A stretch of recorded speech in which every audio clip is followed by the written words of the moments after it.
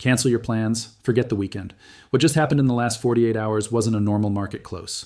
It was a silent alarm. The financial nervous system of the West just flatlined.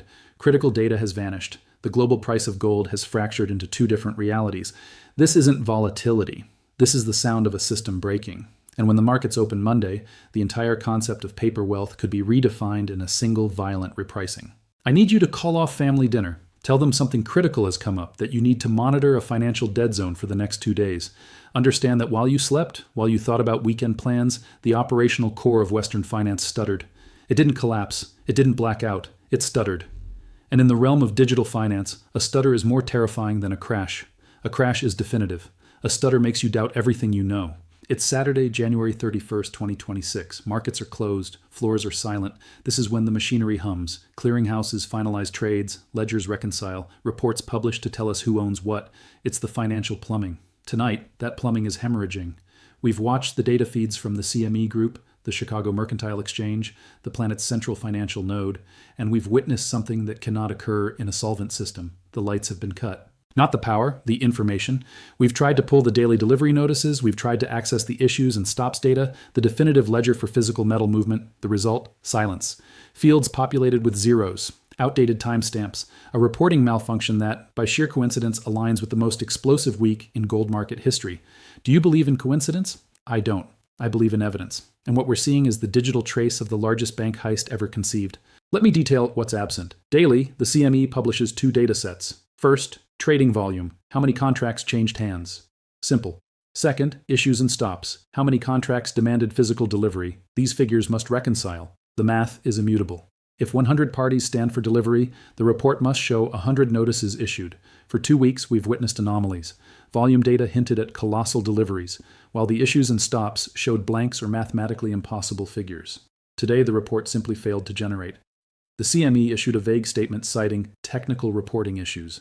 That is corporate language for, we have lost control of the ledger. You may think, a computer bug, they'll fix it Monday. You misunderstand. The CME isn't a streaming service, it's the economic central nervous system. It invests billions in redundancy and security. It does not simply glitch on the weekend of a 2 million ounce delivery cycle. That is Fort Knox's vault door swinging open as an armored convoy idles outside. This isn't a bug, it's a concealment. To grasp what's being hidden, you must follow the shadows. You must examine rumors within intelligence circles regarding an entity codenamed Salt Typhoon. This is not meteorological. It's the designation for a state-sponsored cyber unit, alleged to originate from China, which has probed U.S. critical infrastructure for months. Reports place them in telecom networks, in the power grid. A target rarely discussed? The financial settlement layer. A terrifying theory is leaking from dark web forums. What if Salt Typhoon didn't hack the CME to destroy it, but to exploit it? Imagine a foreign state, desperate for gold, infiltrates the algorithm that matches buyers and sellers. They insert a ghost protocol, prioritizing their orders. They drain registered vaults into shadow accounts while suppressing the real-time reporting. They steal the gold while the security feed loops, showing a full vault. This explains the glitch. The CME cannot publish because the numbers won't balance. The system seeks to reconcile the books and finds vaults empty, while the ledger claims 50 tons. Reality and the database have divorced. Publishing would reveal the emptiness, so they pull the plug, declare technical issues. They buy 48 hours to find the missing metal, falsify records, or beg the Federal Reserve for aid. They are patching a sinking hull.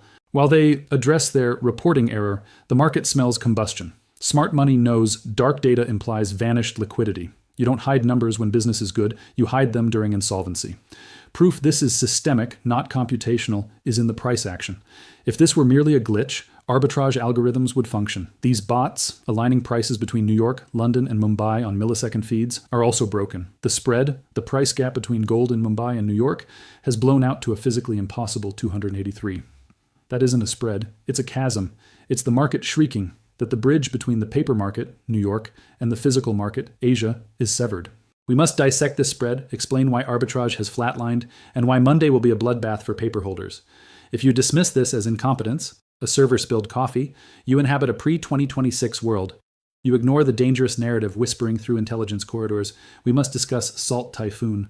For 3 months, cybersecurity circles reported a massive state-sponsored infiltration of U.S. critical infrastructure, water plants, broadband, the power grid. Media called it prepositioning, planting logic bombs to black out cities during a Taiwan conflict. Analysts overlooked the true target, the settlement layer. The theory petrifying Wall Street risk managers this weekend. What if the CME glitch isn't a bug but a feature? What if Salt Typhoon hacked the exchange to loot it? Modern bank heists don't use guns. They hack the ledger. The rumor, hackers manipulated the delivery notices algorithm, creating a backdoor to issue valid delivery demands while suppressing their report to risk systems. In essence, they ordered the vault open but froze the security camera. They blinded the system for weeks. As data showed irregularities, vast bullion amounts may have been titled out of registered categories into Eastern-linked shell accounts. They drained the pool with a rigged gauge showing full. This explains the blackout. The CME likely ran a physical audit and found empty shelves where the computer listed millions of ounces. Technical issues are the cover. Publishing real numbers, an unexplained plunge in eligible inventory, would trigger a global bank run. They turned off the scoreboard to hide the score. Why would China risk this? Because this is war. If the US is deploying a Plaza Accord 2.0 to sink the dollar and cripple China's economy, as discussed previously, then China needs an asymmetric counterstrike. Draining the COMEX is that weapon. Stealing the physical collateral underpinning Western finance. They can force a default, proving the dollar king is naked. It's a raid in the ancient sense, taking treasure while guards sleep. This recontextualizes everything.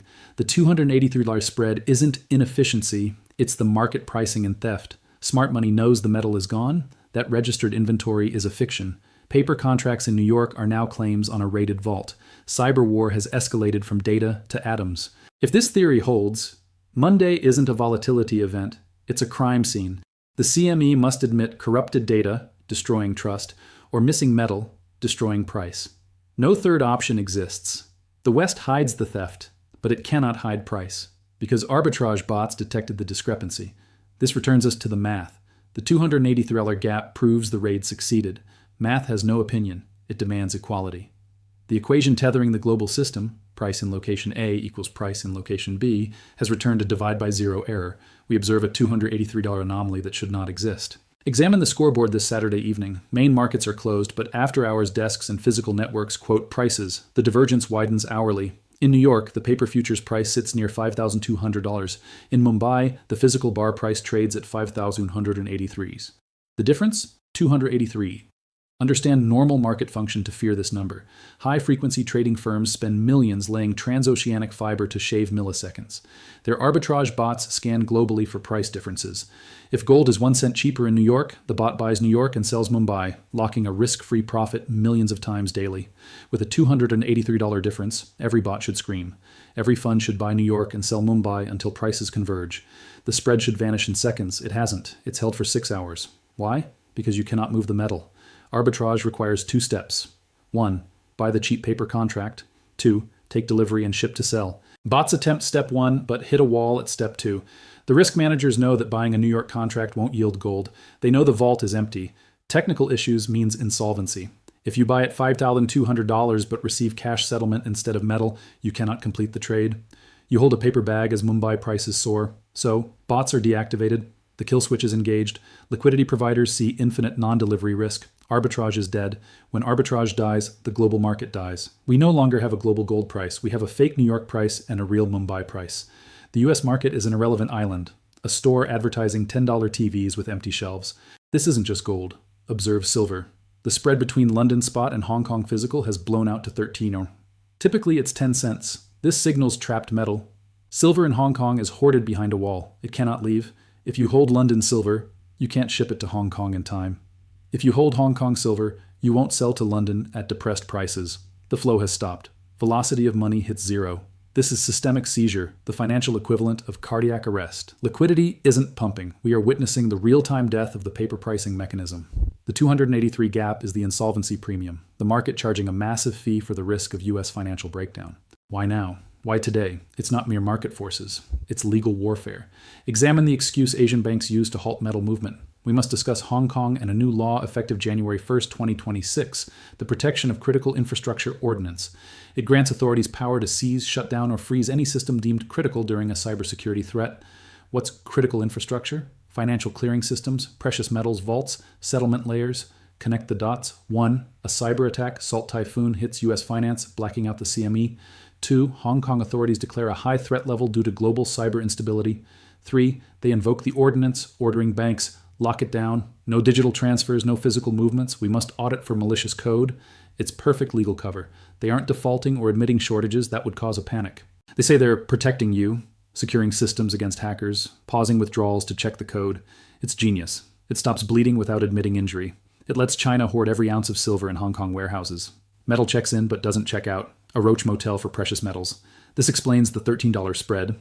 The market knows Hong Kong silver is trapped behind a digital iron curtain. London traders scream for metal, willing to pay a premium, but vault managers point to a system lockdown screen. Sorry, government-mandated malware scan. Meanwhile, that metal is quietly retitled, moving from Western custody to Eastern reserves while lights are off. The timing is undeniable.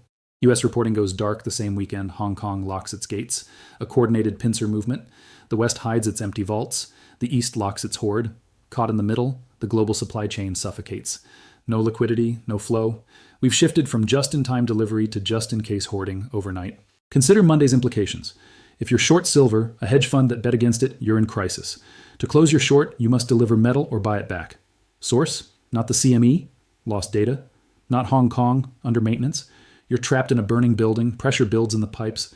With no physical release valve, the only movable variable is the paper price. The on-screen price must go vertical to reflect an unobtainable asset. We face a potential force majeure event, the act of God clause. If a cyber attack prevents delivery, the exchange can settle with cash. But at what price? The fake $5,200 New York price or the real $5,283 Mumbai price?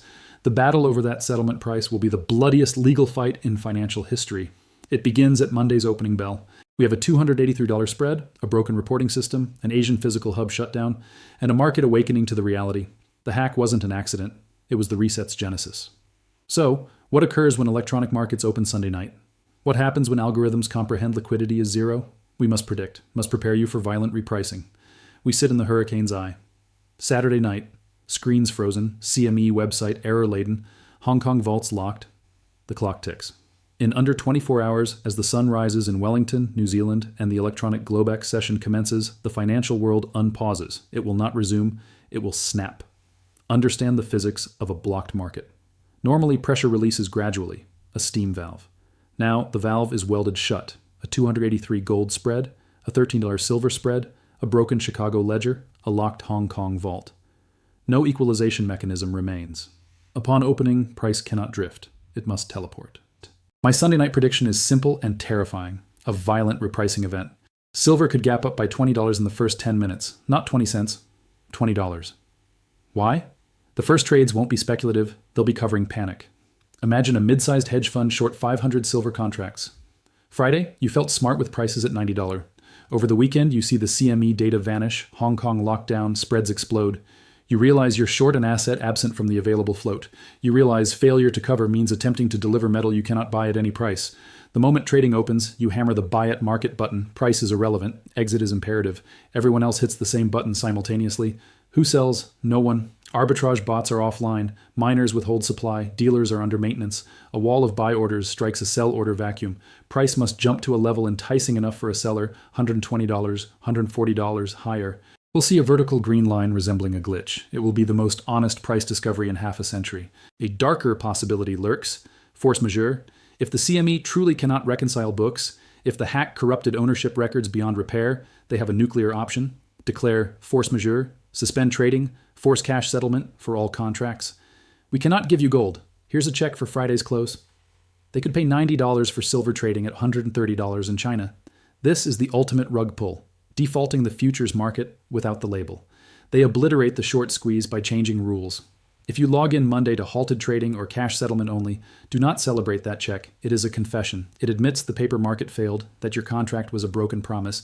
If they cash settle everyone, what do holders do with the cash? They panic. They sprint to the physical market to buy real bars. But the physical market is already barren. The street price for physical metal will detach entirely from the settled price.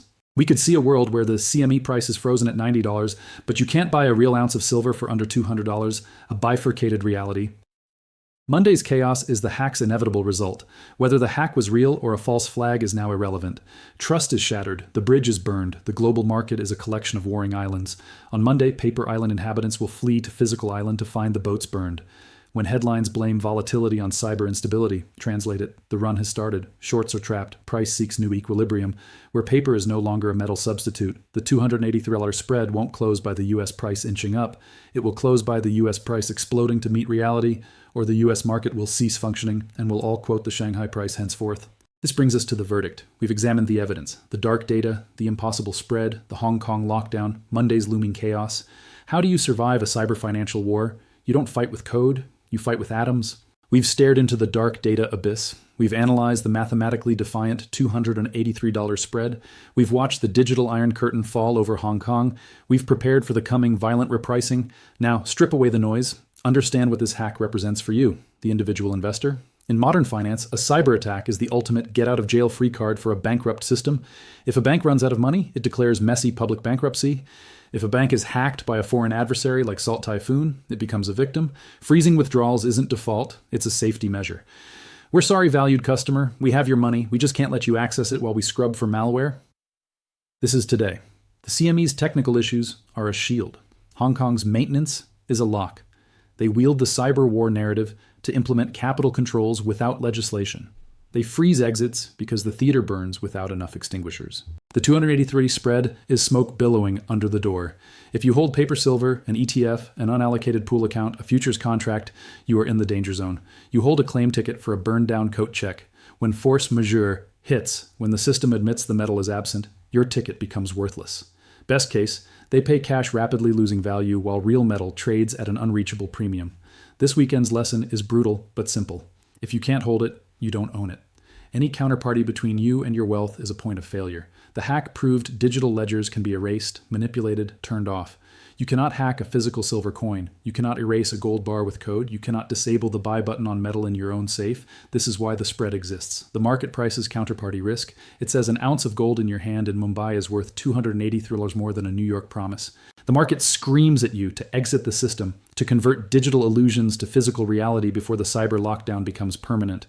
We enter a period of systemic partition. The West goes dark, the East locks down, liquidity vanishes. On Monday, price will seek truth, and truth will be expensive. The truth, there isn't enough metal to cover the paper promises. The hack didn't create the shortage, it revealed it. Do not be distracted by Salt Typhoon headlines. Do not drown in reporting error jargon. Focus on the signal. The signal is an empty vault. The signal is closing exits. The signal is that the only safe harbor is the one you build yourself. The data is dark. The spread is real. Secure your metal.